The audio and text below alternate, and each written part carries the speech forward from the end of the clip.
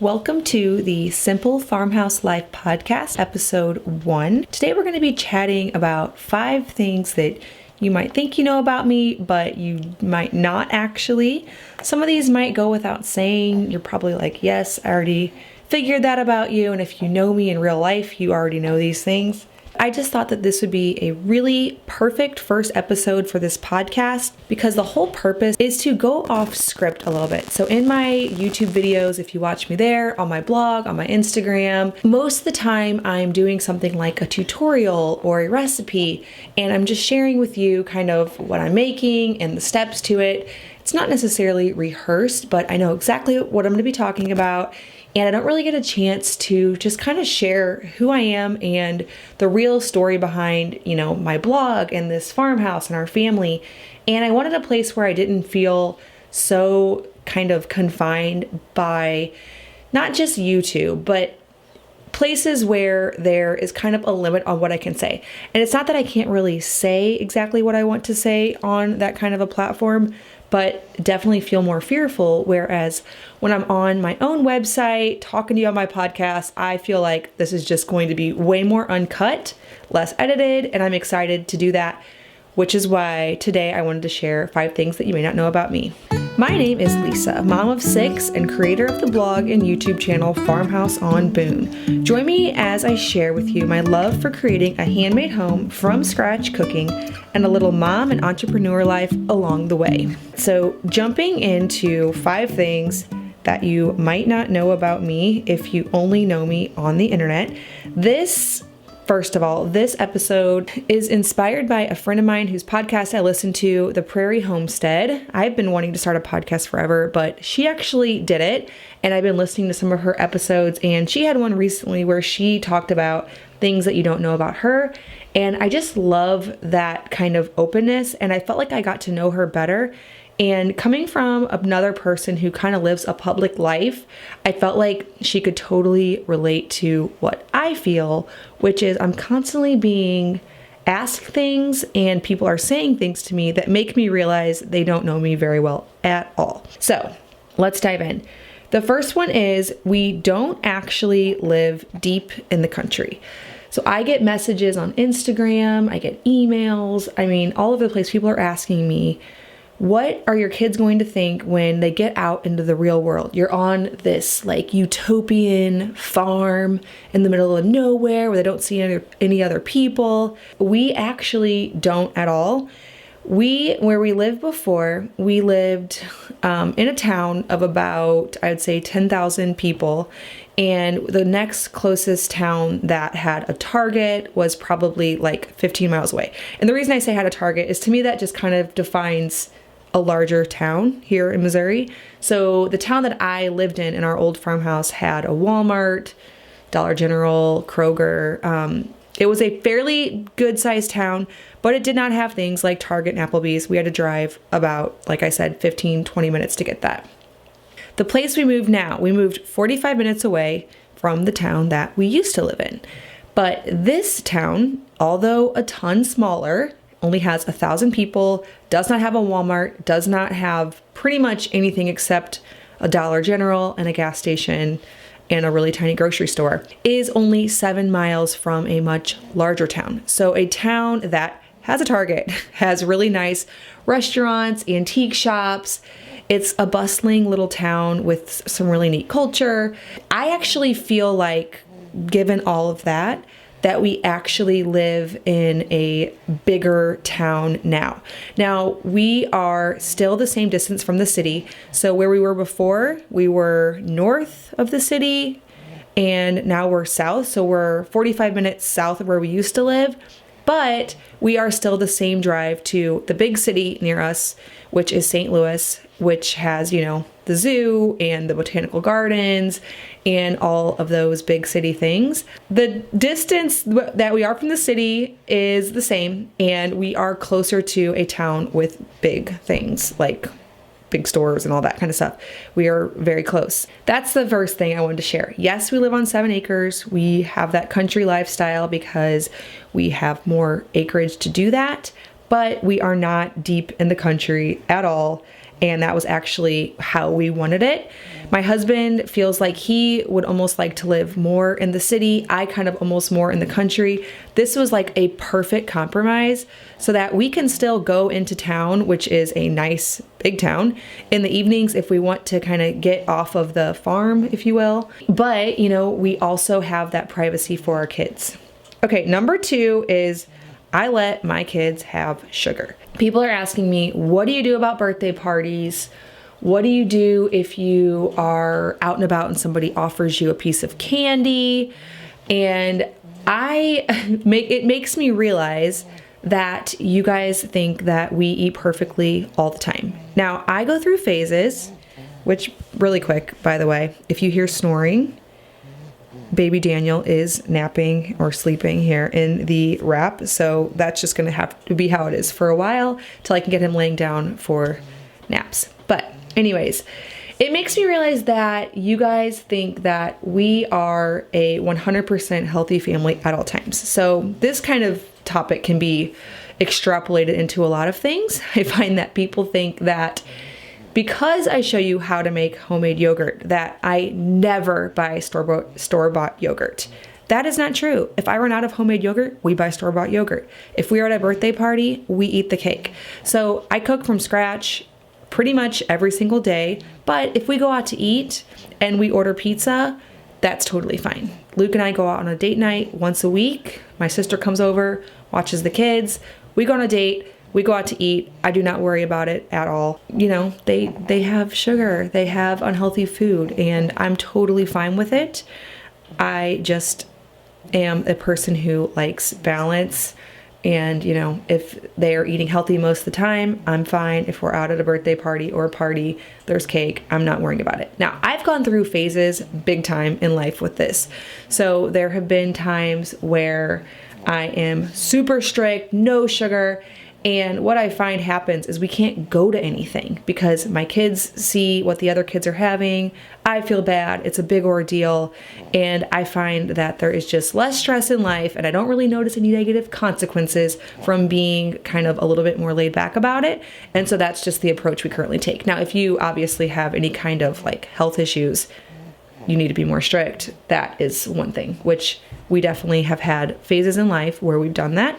And I'm open to doing that again. But for now, with everyone currently how they are, we totally just are very laid back about that.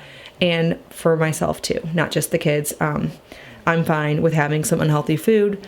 I go to gatherings sometimes where people will say something like, oh, we didn't know, what you guys eat since you eat so healthy. And I'm like, oh no, we're fine. We eat anything. You do not have to worry about us at all. So yes, number 2, I let my kids have sugar. Number 3, my house is a mess. This is another one of those, this goes without saying things, but I do find that people are asking me, how on earth do you keep your house so perfect all the time? And I'm pretty sure everybody knows how this all works by now, so maybe I'm getting that question a little bit less, but everything on Instagram, on blogs, it is staged. It is someone's job to show an inspirational photo, but that is not the reality. I have 6 children. We are all messy people. So my sister and I talk about this all the time. Her kids are the type of kids that when they are taking off their socks, they kind of stuff them in their shoes. My niece, Caroline, she has this desk that my sister put out for her like 2 years ago at Christmas with these little organizing bins for markers and crayons, and she still has them there in that spot. My kids are not like that. Luke and I both are not organized people by nature, so we all have the same attitude towards our things, which is kind of to throw it, and then we have this huge mess that we have to all clean up. It's just the way it is. Our house is a mess. The only way I can really stay on top of it is by getting rid of things often. So lots of decluttering. Otherwise, yeah. And it still is a mess despite that. Number 4 is that I'm not the perfect mother. So duh, we all know this, but people say, how do you stay so calm all the time? Which I find hilarious because all of my videos, my husband has taken the kids out for the day. So usually once or twice a week, I have something called my shoot day. And this is where I'm going to shoot videos. So I get out my lights, my camera, my microphone, I clean everything up, I put my makeup on, I just have baby Daniel sleeping in the wrap. All of the chaos has been essentially removed. And then I get to present my calm self to you on camera, to which you all think that I am a perfect, calm mother. So no, we have 6 children. As you can imagine, if you have a few kids or if you are a mom of many, there are chaotic moments. There are times when we're sitting down at dinner time and everyone seems to be going a different direction and kids are practically bouncing off the walls and it can be chaos. Now, there are moments that aren't like that. We have really great days, but there are moments of chaos and there are days like that, and I am not calm.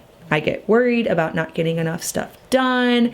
I snap at the kids because I can't get my things done, and that happens. So to think that I am this perfect mother who's calm all the time is definitely not true. Now, it is something that I definitely strive for, and Luke and I try to set boundaries with pretty much our whole entire schedule so that we know, when is school time, when is family time, and when it is mommy's work time, so that we aren't all expecting, the wrong things out of each other.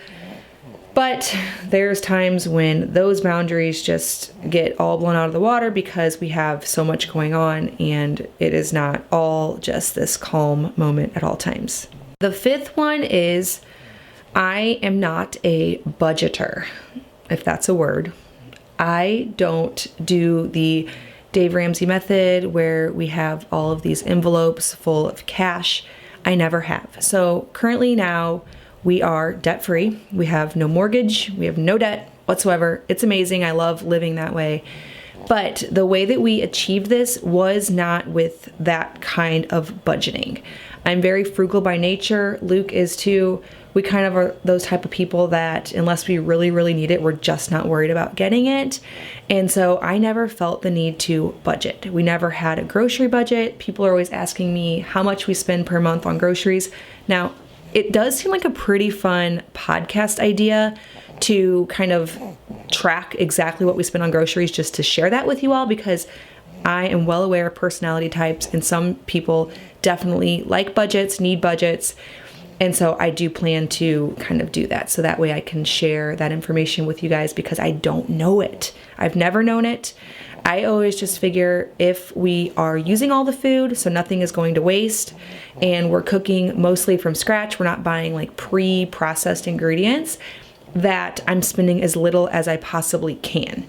So there really wouldn't be a way to spend less except for maybe to only buy things when they're in season. So for example, when you buy organic frozen berries, you could have just bought bananas and that would have been cheaper. Or if you are buying like avocados when they are $1.50 versus when they're like 50 cents. Okay, that's how I could probably spend less on groceries. But for the most part, I feel like, okay, I'm buying ingredients in their natural state. I'm buying fruits, veggies, whole grains. Like I buy wheat in bulk to grind and make fresh my sourdough stuff. I buy meat from a local farmer. It hasn't been processed. And so I don't know how I could really do it much cheaper. So the budget part, I just don't worry about. I figure I am doing it as cheap as I possibly can. As well as the entertainment aspect, I think Dave Ramsey has you do like an entertainment envelope. When we were getting out of debt, we just pretty much didn't ever go out to eat or do things like that because we were so focused on that goal of paying off our house. And now that we are debt free, we don't really worry about the entertainment budget. Obviously, whatever we have in cash is good. So if we were to be going into debt, we would obviously not do it. But I'm just not a budgeter. I'm not a detailed oriented person pretty much in any way at all. I hate looking at like spreadsheets and thinking through numbers. It just all is not fun for me. So another example of this is I don't know what we spent on our kitchen renovation. I just posted our kitchen renovation reveal today, so I don't know when this podcast will go up. It'll probably be a while from now. But I had people asking me in the comments, what did you spend on this? What was your budget? And I actually have no idea. And I actually kind of like that. I don't want to know what I spent on our kitchen renovation.